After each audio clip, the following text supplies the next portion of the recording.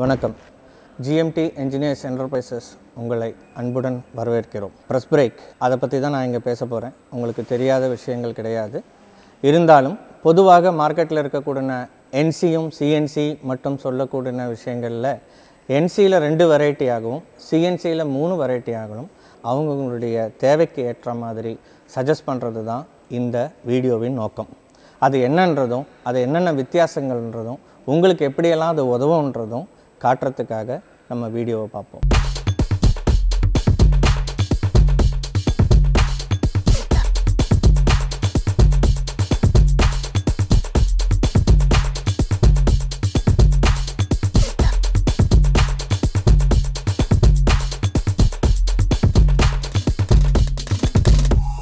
இப்போ நான் சொன்ன NCயில் 2 மாடல் சொன்னேன். அதோடைய முதல் மாடலான HPB 8010 இப்போ பார்க்க போகிறோம். இதுதான் நம்ம பார்க்கக்கூடிய முதல் மாடலான HPB 8010 இந்த மிஷினில் இங்கே என்ன பண்ணியிருக்கோம் அப்படின்னு கேட்டிங்கன்னா, இந்த மிஷின் இண்டக்ஷன் மோட்டரால் ஒர்க் பண்ணக்கூடிய மிஷின்.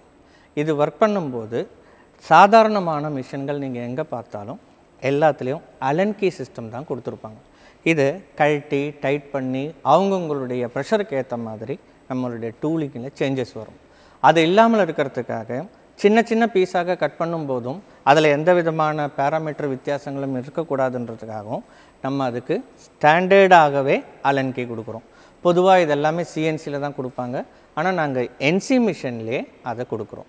இதோடைய அட்வான்டேஜ் என்ன அப்படின்னு பார்த்துட்டிங்கன்னா, இப்போது 90-90-19 மட்டும்தான் பண்ண போகிறீங்க அப்படின்னா நம்முடைய சென்ட்ரிங் ஷீட் பண்ணுறவங்களாகட்டும், இல்லைன்னா ஃபர்னிச்சர் பண்ணுறவங்களாகட்டும், இல்லை பேனல் பண்ணுறவங்களாகட்டும், இவங்களுக்கு எல்லாருக்குமே 90 தான் தேவைப்படும். அந்த 90 கிடைக்கிறதுக்கு இந்த மிஷின் வந்து பெண்டாகி மேலே போய் நின்ன பிறகு தான் இதோடைய ரிட்ராக்ஷன் கிடைக்கும். அதுதான் இண்டக்ஷன் மோட்டருடைய சிஸ்டம். இதுதான் E21 என்ற எஸ்டன் கண்ட்ரோலர். இந்த கண்ட்ரோலில் எக்ஸ்ன்றது பேக்கேஜுடைய மூமெண்ட்டாகவும் ஒய்ன்றது ரேமுடைய மூமெண்ட்டாகவும் நம்ம ஃபீட் பண்ணணும். அந்த ஃபீட் பண்ணக்கூடிய நேரத்தில் நம்ம வித்தியாசமான திக்னஸ் யூஸ் பண்ணி ஷீட் யூஸ் பண்ணும்போது 1.6 2 2.5 அப்படி மாறி மாறி பண்ணும்போது எவ்வளோ தூரம் பேக்கேஜ் மூவ் ஆகணுன்றதும் ரேம் இறங்குறதுக்கு 90 டிகிரி கிடைக்கணும்னா எவ்வளோ அது இறங்கணும், ஒய் ஆக்சிஸ் இறங்கணுன்றதும் நம்ம ஃபீட் பண்ணி கொடுக்கறது தான் NC சிஸ்டம். அங்கே நான் உங்களுக்கு காட்டின எக்ஸு ஒய்யு இது எல்லாத்தையும் கண்ட்ரோல் பண்ணக்கூடிய வேரியபிள் ஃபீட் ட்ரைவ் மோட்டர்ன்றது இதுதான் VFD. இப்போ இதில் கொடுத்துருக்கக்கூடிய எல்லா எலக்ட்ரிக்கல்ஸ் பார்த்தாலும் ஸ்னைடர், ஆம்ரான், டெலிமெக்கானிக் அப்படின்ற இன்டர்நேஷ்னல் ஸ்டாண்டர்ட்ஸ் உடைய ஐட்டங்கள் தான் இதில் நாங்கள் ஃபிக்ஸ் பண்ணியிருப்போம். இதனால் பெனிஃபிட் என்னென்னா, என்றைக்கு எப்படிப்பட்ட சூழ்நிலையிலையும் எங்கேயாக இருந்தாலும் இந்த பொருள்கள் அத்தனையும் நமக்கு கிடைக்கும். அதனால் டவுன் டைம் அவாய்ட் பண்ணுவோம். இதுதான் ரெக்ஸ்வொர்த்துடைய வால்வ். இப்போ இந்த மிஷினுடைய மொத்த லெங்க்த்து அப்படின்றது 3200, உள்ளளவு அப்படின்றது 2600 கிளியர் பாஸோட ஜாபு நம்ம செய்யலாம்.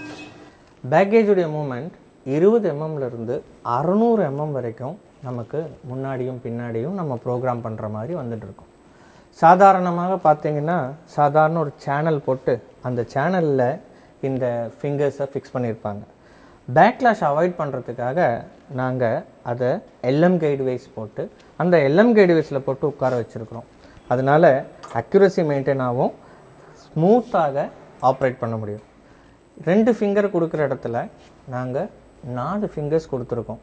இது எதுக்குன்னா, பெரிய ஷீட்டு பண்ணும்போது ரெண்டுத்தையும் பெரிய இடத்துலையும் 1250ன்னு வைக்கும்போது அதையும் பண்ணுறதுக்காக 2க்கு பதில் 4ஆக கொடுத்துருக்கோம்.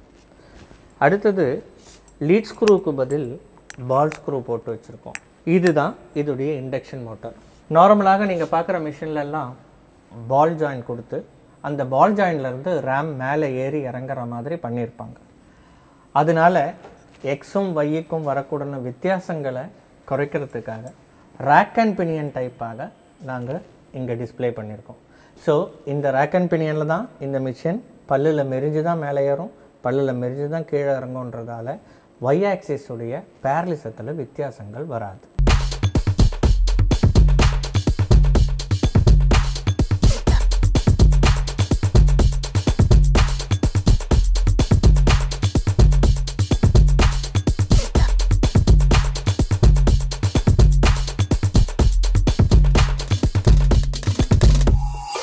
வணக்கம்.